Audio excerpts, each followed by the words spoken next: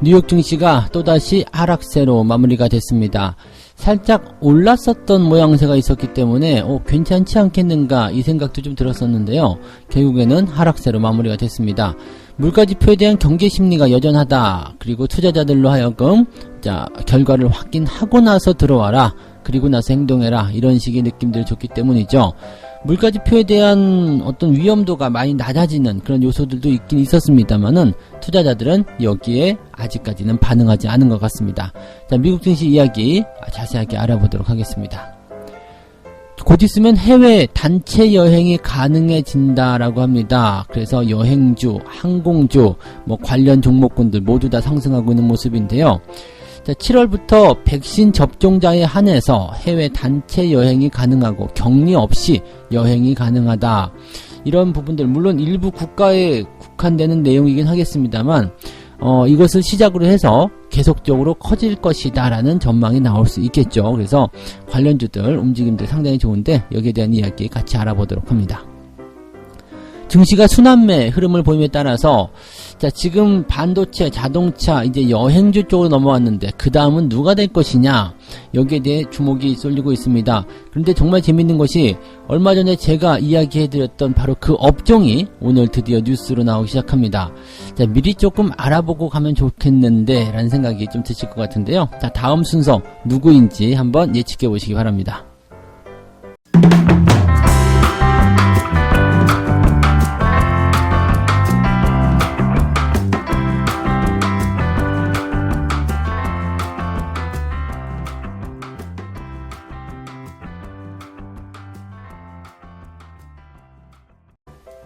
네, 반갑습니다. 자, 오늘은 6월 10일 목요일입니다. 자, 오늘은 만기일입니다. 그래서 아무래도 변동성 조금 커질 수 있는 그런 모양새들을 예측이 되고 있습니다. 투자자들은 이미 여기에 대해서 대비를 많이 했을 겁니다. 집중적으로 들어간다거나 이런 모양새들보다는 조금 상황을 지켜보고 대응하는 그런 전략들을 많이들 선택했을 거라 생각하는데요. 만기일 뿐만 아니라 미국의 그 경제지표, 즉 물가지표가 발표되는 것에 따른 부담감도 충분히 가지고 있거든요. 그래서 이러한 내용들이 일단은 시장에는 부담감, 투자자들로 하여금 조금은 위축되게 만드는 그런 내용들을 만들었을 겁니다. 미국 증시도 마찬가지고요. 투자자들이 아직은 이제 공격적으로 접근하기는 조금 부담스럽다 이런 느낌들을 가지고 있거든요. 자, 다우지수와 나스닥이 모두 하락세로 마무리가 됐는데 지금 다우지수 상황을 좀 보게 되면 34,447포인트 0.44% 이렇게 하락이 좀 됐고요. 그 다음에 나스닥은 0.09 많이 빠진 건 아닙니다. 그죠? 0.4%나 0.09 이 정도는 괜찮지 않느냐 이렇게 생각하실 수도 있을 것 같기는 한데 여기서 우리가 생각해 볼 만한 부분이 딱 하나 있는 게 뭐냐면 상승 시작을 했었다는 얘기죠. 상승에 대한 분위기를 만들었었다는 이야기가 중요한 포인트입니다. 즉 장 초반 시점, 즉 시작은 플러스로 시작을 했다가 장 초반 시점에는 오히려 상승 흐름으로 진행이 됐었거든요. 그러다가 주가가 막판에 밀려버린 겁니다. 자, 이건 뭐냐면 상승 출발을 하고 있었던 분위기 좋았던 시장이 마지막에 밀리면서 뭔가 위험한 좀 위협적인 요소들이 나왔다라는 거가 되겠죠. 그래서 그 내용들이 아마도 이제 경제지표에 대한 어떤 부담감들, 이건 아니야 라고 투자자들이 다시 한번 생각하지 않았겠느냐 이렇게 생각해 볼 수 있는 부분이 될 겁니다. 자, 하나씩 살펴보도록 할 건데요. 미국 증시 쪽에서 이제 가장 영향을 많이 준 것이 이제 소비자 물가 지표죠.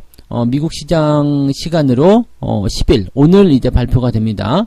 오늘 발표가 되니까 우리는 이제 내일 정도 알 수가 있겠죠. 그래서 우리 입장에서는 내일까지도 변동성이 확장될 수 있기 때문에 아무래도 이제 만기일이 지났다고 해서 무조건 안심할 수 있는 상황은 좀 아닐 거예요. 그래서 이 10일날 발표되는 소비자 물가 지수를 앞두고서 조심스러운 움직임을 보이고 있다. 일단 예상치는 물가 지표가 높게 나올 것이다 라고 얘기되어 있죠. 지난해 같은 기간보다 약 4.7% 오를 것이다. 지난해에는 4.2% 올랐단 말이에요. 그래서 이게 지난달 4.2% 올라간 부분만 하더라도요. 이게 굉장히 높은 수치였습니다. 2008년도 이후의 최고치이기 때문에 경기가 아주 호황 국면을 보였었던 2007년도, 2008년도보다도 더 높은 그런 거기에 준하는 그런 물가의 상황들을 만들었었다는 거. 그런데 그 정도 수준보다도 더 높게 나온다? 자, 이것은 좀 생각을 해볼 만한 부분이 아닐까 생각합니다. 그래서 물가가 이 정도로 올라가게 된다라면 연준이 가만히 있지 않을 텐데? 라는 생각을 당연히 할 수밖에 없겠죠. 그리고 연준 입장에서도 괜찮아요, 일시적이에요 라고 얘기하지만 계속해서 올라가 버린다 이렇게 된다면 자기들 입장에서도 뭔가 조치를 취해야 되는 것 아니겠느냐 이런 얘기를 할 수밖에 없겠죠. 왜냐면 이게 괜찮아요, 아무것도 아닙니다 라고 얘기를 해놓은 상태에서 그냥 올라가 버리게 되면 이제 나중에 닥치게 될 그런 상황에 대해서 책임을 져야 되거든요. 그러니까 여기에 대한 부분들은 어느 정도 이제 잡아놓고 가야 되겠죠. 물가를 걷잡을 수 없이 올려놓은 상태에서 그때서 논의를 하겠다 이렇게 되면 이게 상당히 큰 문제가 될 수가 있습니다. 그래서 사전에 조금씩 조절을 해 나가는 것이 필요하다라는 생각을 좀 했을 겁니다.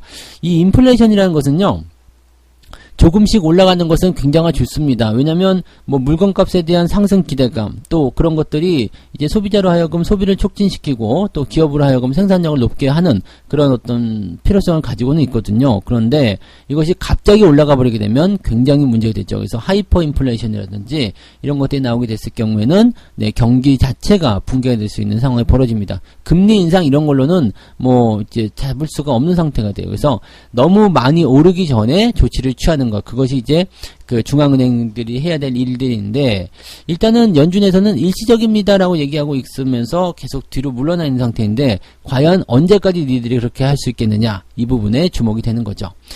아시아 시장에서 지금 중국의 생산자 물가가 원자재 가격 상승으로 크게 오르긴 했는데 소비자 물가가 조금 떨어지는 모습이 있었어요. 그래서 요것만 딱 봐서는 아직 기업들이 원자재 가격 상승에 따른 그런 물가 인상분을 소비자 가격에 포함시키지 않고 있구나. 그래서 조금 괜찮지 않겠는가 생각할 수 있겠습니다만, 이것도 마찬가지예요.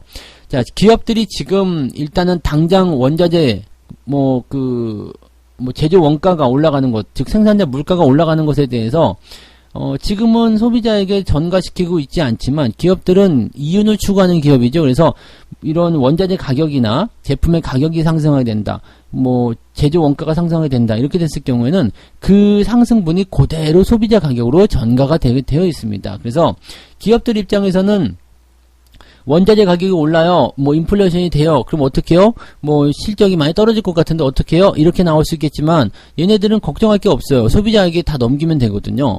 그래서 항상 소비자들은 이 물건 가격 인상한 부분들을 또 다시 그렇게 지불해야 되는 그런 상황들이 나오는 거죠.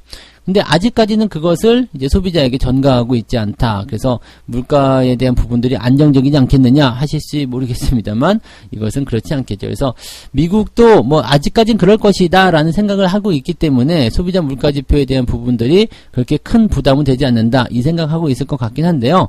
이것을 그렇게 낙관적으로 받아들이기 좀 어렵겠죠. 어쨌건 이번에도 소비자 물가 지표가 높게 예상치대로 나타나게 된다면 시장은 이제 본격적으로 테이퍼링에 대한 우려감을 가져갈 수밖에 없을 것이다 이렇게 보시면 되겠습니다. 자, 미국의 국채금리도 한번 볼게요. 국채금리 상황을 보게 되면 1.5% 정도 수준에서 1.4% 정도 1.48까지 하락을 했네요. 국채금리가 계속 내려가고 있는 상태인데 이런 상황은요, 연준이 이제 그 정책적인 부분들, 금리를 인상하지 않을 것이다라는 부분 때문에 내려가는 부분도 있겠습니다만, 국채 입찰 수요가 양호했다는 소식이 금리 하락에 일조했다. 이것도 중요하겠죠. 입찰 수요, 즉 입찰은 사들이겠다는 얘기죠. 국채를 사들이는 사람들이 많았다. 그래서 가격이 올라갔다. 가격이 올라가면 이 금리, 즉 수익률이 떨어질 수밖에 없습니다. 이것을 다르게 얘기하면 국채를 사고자 하는 사람들이 많았다. 시장이 그만큼 변화를 많이 가지고 있었다. 이렇게 해석을 하셔야 되는 부분이겠죠. 약간 불안한데? 이 느낌 가지셔야 돼요. 국채금리가 떨어져서 안정적이다 이게 아니라 국채금리가 떨어져서 이유가 뭔데? 국채를 사려는 사람들이 늘어나고 있구나. 이렇게 보실 필요가 있습니다. 그래서 지난번에도 그 국채금리가 상승할 때 이거 국채 팔고 증시로 들어오는 사람들이 많은 것이다 이런 이야기 해드렸었는데요. 그런 내용들. 자, 일단은 기준금리나 이런 것들이 올라오기 전까지는 국채금리가 반응하는 것에 대해서는 국채금리의 수요 변화로 생각하시는 것이 더 유리하다 이 말씀을 꼭 생각하시면 좋을 것 같고요. 지금 오한다의 에드워드 모야, 이름이 뭐야? 네, 에드워드 뭐야? 네, 선임 시장 애널리스트 보고서가 있는데요. 이게 뭐야라니까 되게 웃긴다, 그죠? 에드워드 뭐야? 네, 이 사람이 이제 보고서에 뭐라고 얘기했냐면, 미국 주식은 4월 중순 이후 주로 박스권에 갇혀 있는 상태이며 조만간 이를 깰 것 같지는 않다. 이렇게 얘기를 했습니다. 하지만 뒤에 덧붙인 말들이 굉장히 좀 무서운 게 뭐냐면, 투자자들은 물가 압력이 얼마나 심한지, 그리고 연준이 테이퍼링에 나서면 주식이 얼마나 많이 하락할지를 보고 싶어 한다. 이 투자자들이 보고 싶어 하는 건 아닐 것 같아요. 지들이 보고 싶을 것 같아요. 네, 시장이 보고 싶어 할 것 같아요. 자, 어느 정도까지 빠지는 것인지, 그래서 또 공포스러운 이야기라든지 또 기사거리가 나오게 되면 얼마나 좋지 않겠습니까? 물론 이제 투자하는 입장에서는 굉장히 더러운 이야기겠습니다만, 시장에서 물고 뜯고 씹고 맛보고 하는 그런 언론 입장에서는 이런 그런 자극적 기사들이 나오면 또 좋잖아요. 그래서 그런 부분들 계속적으로 만들어가고 있는 것 같다 생각하시면 되겠습니다. 시장을 전반적으로 보게 되면 일단 아직까지는 상승 기조가 유지가 되고 있습니다. 그래서 뭐 나쁘다고 보기는 사실 어렵습니다. 그래서 뭐 괜찮다 이렇게 이야기해 드릴 수 있을 것 같긴 한데, 이렇게 단기적으로 나오는 그런 변수들 있죠. 이벤트성 변수들, 이런 것들은 우리가 어쨌건 조심하고 넘어가는 것이 유리하다. 그 말씀은 우리가 꼭 드려야 될 것 같습니다. 그래서 그런 것들 참고하시면서 대응을 해주시면 좋을 것 같네요. 자, 오늘 그리고 내일 오전 또는 이제 미국의 물가지표 발표되는 그 시기까지는 변동성에 대한 여부들 생각하셔야 되고, 거기에서 우리가 자유로울 수는 없다, 이렇게 보시는 게 좋겠습니다. 두 번째 이야기 넘어가겠습니다. 네, 두 번째 이야기 보게 되시면은요, 해외 단체 여행 소식에 헐헐 여행주, 항공주 내년에는 최대 실적을 달성할 수 있을 것이다. 이런 얘기도 나오고 있고요.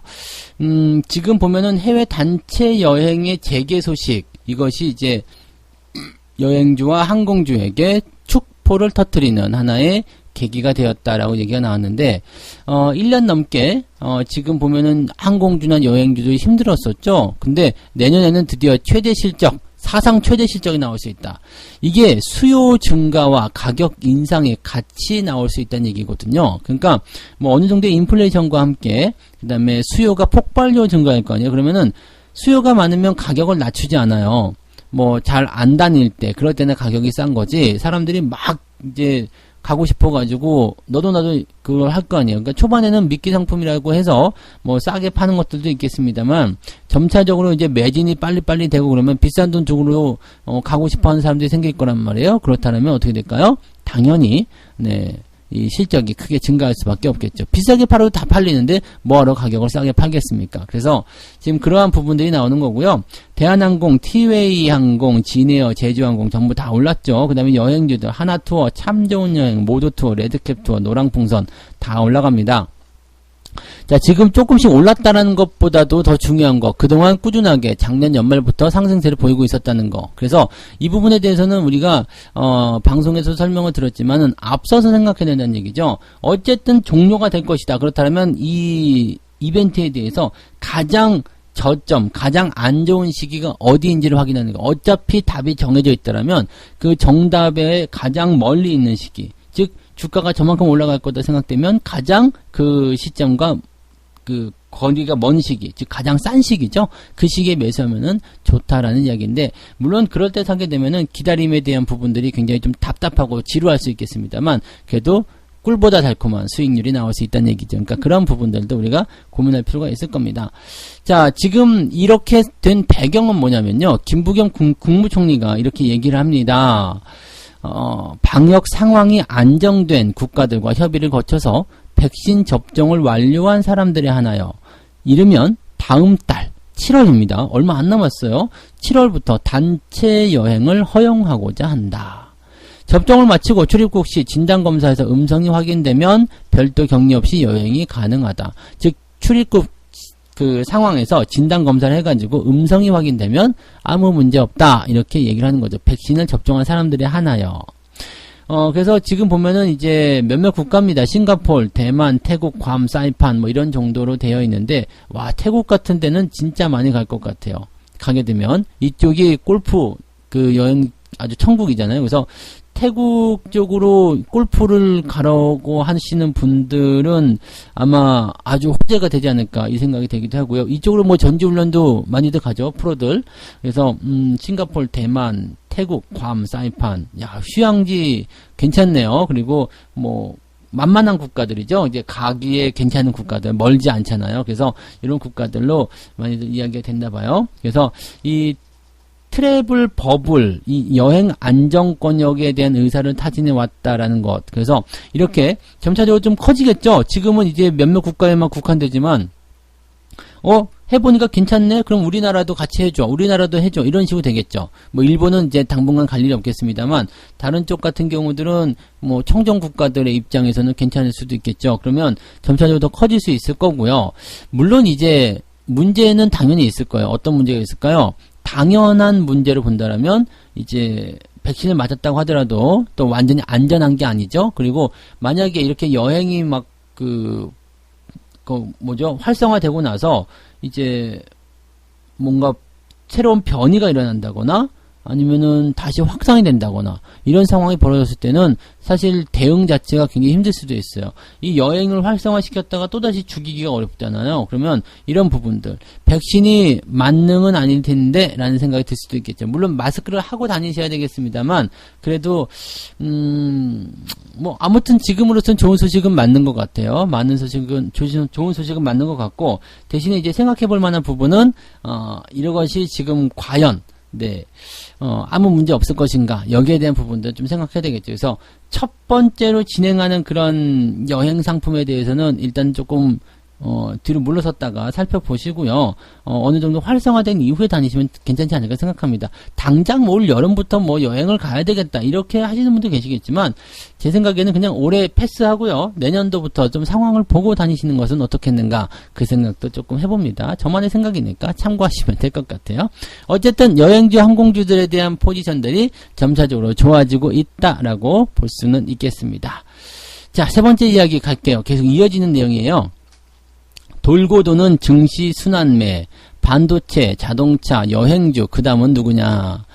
자, 지금 보면은요, 우리가 매매를 해온 그, 포지션별로 되어 있는 것 같아요. 반도체, 자동차, 그 다음에 여행. 여행 쪽은 제가 뭐 여행주를 직접적으로 이제 뭐 포트폴리오 편입을 한 것은 아니고, 그냥 이쪽으로 관심을 가져라고 말씀드렸었죠. 근데, 여행주 대신에 우리는 뭐를 담았냐면 이제 뭐 리조트라든지 뭐 이렇게 여행과 관련되어 있는 부가적인 부분들을 많이 담았죠. 의류라든지 이런 쪽을 소비주 쪽으로 많이 했었는데 이제 증시가 순환매가 돌고 있다는 것을 이제 어느 정도 많은 사람들이 눈치를 챘단 말이에요.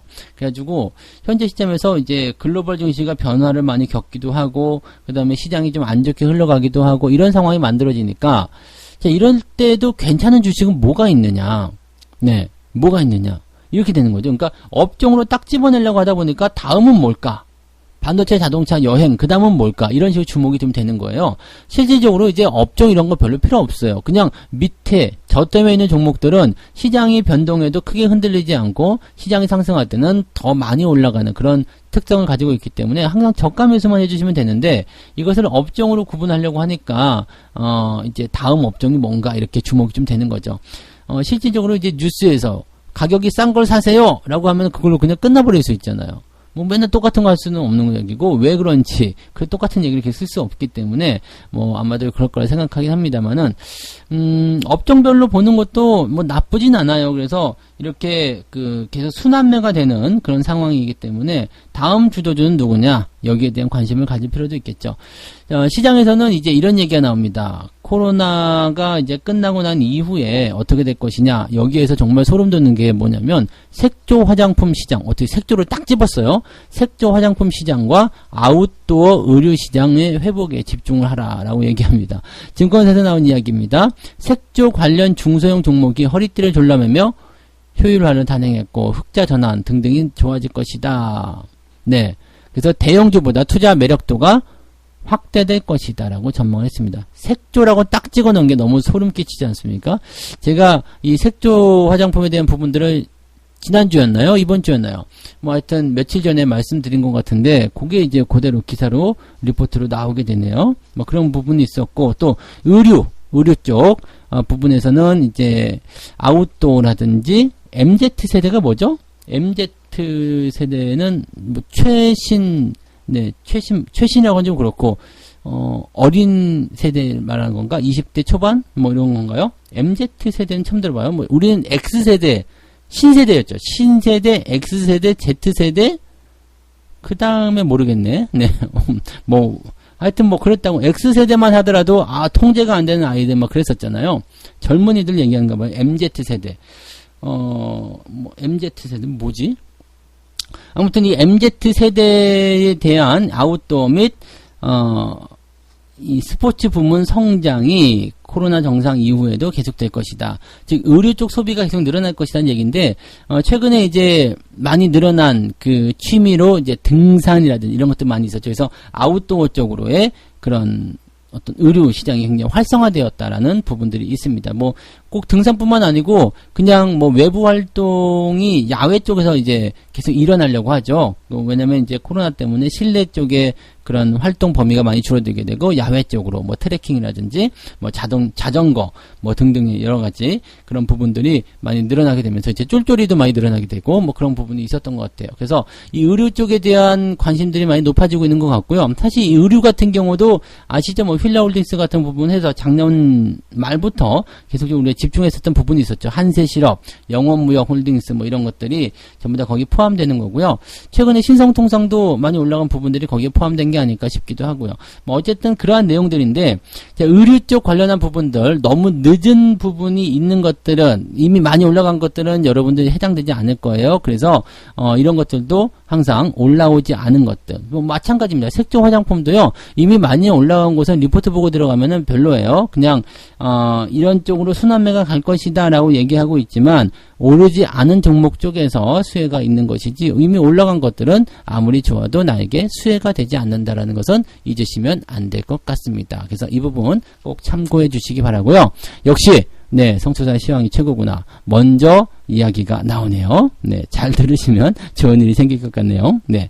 자, 이렇게 세 가지 이야기 전달해 드렸고요. 미국 증시는 일단 하락 마감을 했고, 물가지표에 대한 경계 심리가 계속 작용하고 있다. 이거는 일단 뚜껑 열어봐야지 알 것 같아요. 그죠? 뚜껑 열어보고 나서 시장이 어떻게 변화하는지. 그래서 오늘과 내일 정도까지는 일단은 이것에 대한 변동성 나타날 수 있다라고 생각하시는 게 좋을 것 같고요. 해외 단체 여행이 빠르면 다음 달부터도 가능하다. 여름 휴가철 딱 맞춰가지고 나오는 것 같은데, 일단 이 부분들은 여행주, 항공주들에게는 가장 큰 호재가 됩니다. 그리고 면세점 관련주들 등등 포함해서 호재성 재료를 작용할 수 있을 것 같긴 한데, 당장 가기는 조금 무섭지 않을까 싶긴 합니다. 그래서 그런 부분들이 있다는 것도 참고하시면 되겠고, 어쨌건 여행주 항공주들 이런 것들은 이제 이번 사례가 긍정적으로 이제 되게 되면 다른 국가들로도 퍼지게 될 거기 때문에 정상 회복이 되지 않겠는가. 그리고 내년이 됐을 때는 사상 최대 실적도 나올 수 있다 등등에 대한 이야기가 나오고 있습니다. 다만 이것들도 이미 많이 올라왔기 때문에 주식을 매수할 때 매력도가 조금 떨어지지 않을까 싶긴 한데요. 어쨌건 이런 부분들 참고를 좀 해보실 필요가 있겠고요. 자, 증시 순환매에 따른 그런 다음 주도주 섹터는 무엇이냐? 여기에 대해서 이제 화장품이 나오게 된 거죠. 증시가 계속적으로 이제 주도주를 갈아치우는 업황별 전환을 만들어내다 보니까 다음이 뭐냐? 이제 궁금해졌는데 색조 화장품 딱 찍어내고요. 아웃도어 시장에서의 의류 시장 회복 여기에 주목하라 이런 얘기가 나왔습니다. 정말 대단한 그런 부분이 아닐까 싶습니다. 그래서 깜짝 놀랐어요. 뉴스가 나와서. 그래서 이런 생각이 좀 했었는데 어쨌건 여러분들 미리미리 이야기 들으셔서 이렇게 시장에서 이야기가 나오기 전에 미리미리 대응을 하셨다라면 좋을 것 같네요. 자, 책 한 곡 읽고 마무리하도록 하겠습니다. 주식 투자로 돈을 벌려면 세 가지를 조절해야 한다. 마음, 돈, 그리고 기법이다. 많은 사람들이 매매할 때 통제력을 잃어버리게 되는데 대중의 심리적 변화를 무시하면 돈을 벌 수가 없다. 눈을 뜬 채 거래하고 또 실제 흐름과 변화를 인식할 필요가 있는 것이다. 늘 드리는 말씀 중에 가장 중요한 거, 돈도 있어야 되고 기법도 중요하겠지만 이 심리적인 요소들을 꼭 여러분들이 아셔야 됩니다. 이 심리를 모르고서는 절대적으로 돈을 벌 수가 없어요. 그러다 보니까 자꾸 급등주에 매달리게 되고 주가가 떨어질 때 손해를 보게 되고 이렇게 상황이 되는 거죠. 그래서 항상 마음다짐, 꼭 하시기 바라고요. 오늘도 사리 하나 만든다 이런 생각으로 주식 투자를 해 나가시기 바랍니다. 자, 오늘 여기까지 이야기 해드리고요. 저는 장중시황에서 다시 오도록 하겠습니다. 고맙습니다. 본 방송에서 제공되는 모든 정보는 투자 판단의 참고 자료이며 투자의 최종 책임은 본 방송을 이용하는 본인에게 있습니다.